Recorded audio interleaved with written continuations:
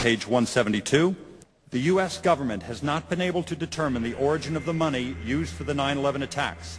Ultimately, the question is of little practical significance. The American authorities have not managed to trace the source of the funding, and then the most amazingly disingenuous statement, ultimately, is it of little consequence. It is of massive consequence. Doesn't it matter who paid for 9/11? The collapse of Building 7 has been recognized as especially difficult to explain. The 9/11 Commission report implicitly admitted that it could not explain the collapse of this building by not even mentioning it. President, why are you and the Vice President insisting on appearing together before the 9/11 Commission? Because the 9/11 Commission wants to ask us questions. That's why we're meeting, and I look forward to meeting with them and answering their questions. Why you're appearing together rather than separately, which was their request? Because it's a good chance for both of us to answer questions that the 9/11 Commission is looking forward to asking us, and I'm looking forward to answering them. Let's see. Do you think they should be able to stand up and speak their own words? They should go under oath. They should be, yeah, in public.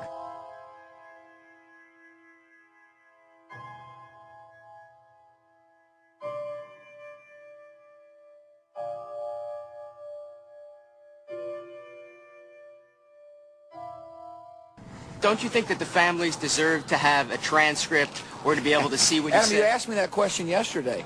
I got the same answer, yeah. The final report was a unanimous report. That means that if there was a single commissioner who had any objection about anything, that fact would be dropped from the report.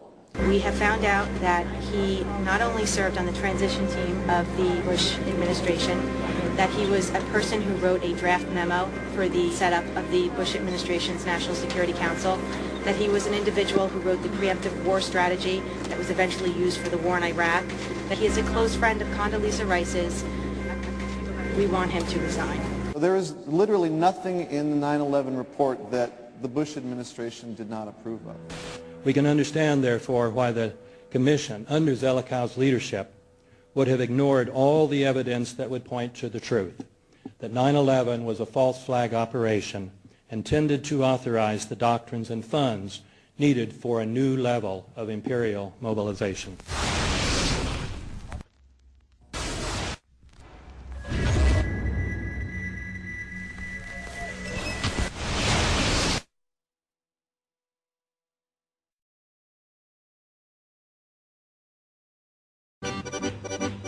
Armed with knives, armed with chemical, biological, nuclear weapons. Fanatics, terrorists, September 11th. September 11th, killers, September 11th, terrorists. Terrorists of Al-Qaeda, terrorists, nuclear weapons, terrorists. 9/11, terror, terrorist, evil. September 11th, September 11th. The terrorists, war and danger. September 11th, terrorism, global terrorism, terrorism, terrorists. Terrorists, terrorists, terrorists, terrorists, the terror. Terrorists, terrorist, terrorism. September 11th, global terrorism, terrorists. Terrorism. September 11th, world terrorism, terrorism. September 11th, global terrorism. September the 11th, terror. Weapons of mass destruction. September the 11th, terrorists. The evil terrorists, no.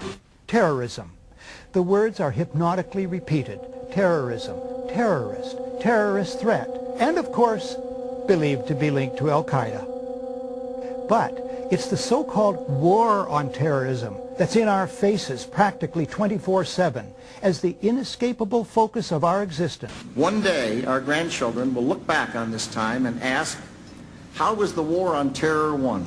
The entire U.S. ruling class, ruling elite, comes to see terrorism as the preferred means, indeed the only means, to provide social cohesion, to provide an enemy image for the society to keep it together. According to neocon theory from Carl Schmitt, you have to have an enemy image in order to have a society. It's a very dangerous thing because now it means that the entire social order, the political parties, intellectual life, politics in general, all based on a monstrous myth. Monstrous myth.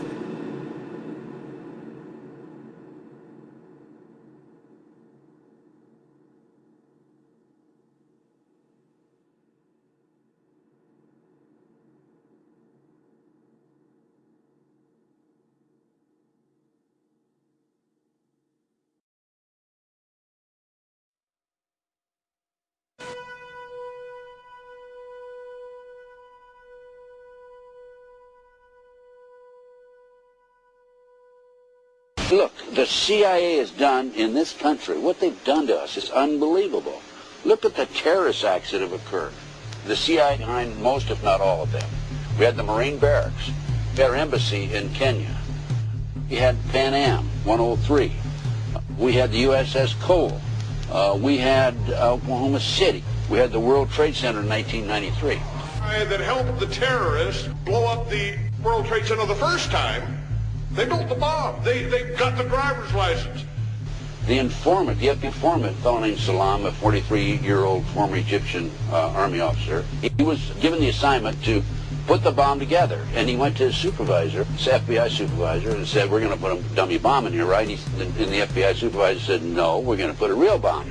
The FBI actually carried out the attack on the World Trade Center in 1993. They actually hired Ahmad Salam and paid him $1 million and gave him real explosives, a detonator, and told him to build a bomb and to give it to the foolish people that he was controlling to allow them to attack the World Trade Center complex.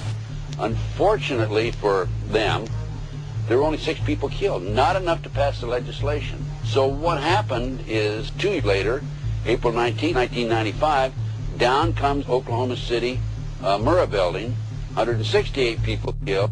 1 year later, the anti-terrorism legislation that takes away many of our constitutional rights and civil liberties is passed.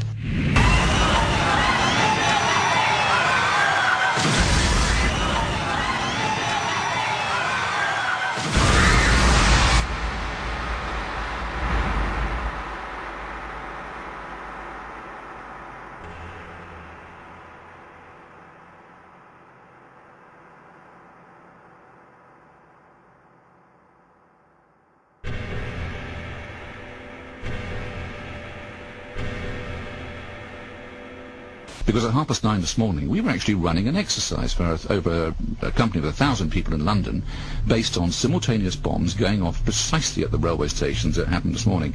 So I still have the hairs on the back of my legs standing upright. To get this quite straight, you were running an exercise to see how you would cope with this, and it happened while you were running the exercise? Precisely.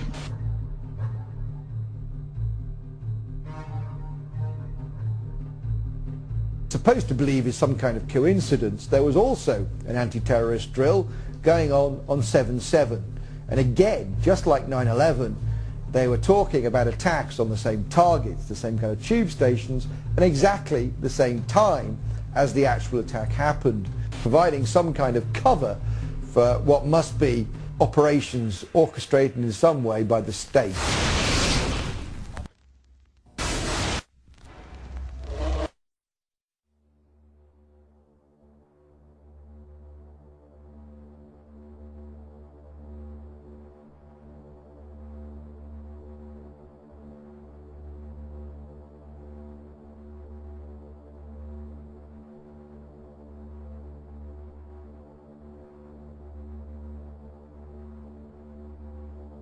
I am absolutely appalled at how much people in this country do not think. We are given to understand that, that an Arabic guy out there up in the mountains financed the most elaborate attack on this country. Do you think some people in a cave, were able to have NORAD stand down? Do you think that people in a cave were able to have all of this happen? And when I think about how many Americans were killed in New York City, and believing as I do that this thing was a setup job, this is a textbook operation that Nazis used, and they've used it over and over again. America has been suckered in one more time.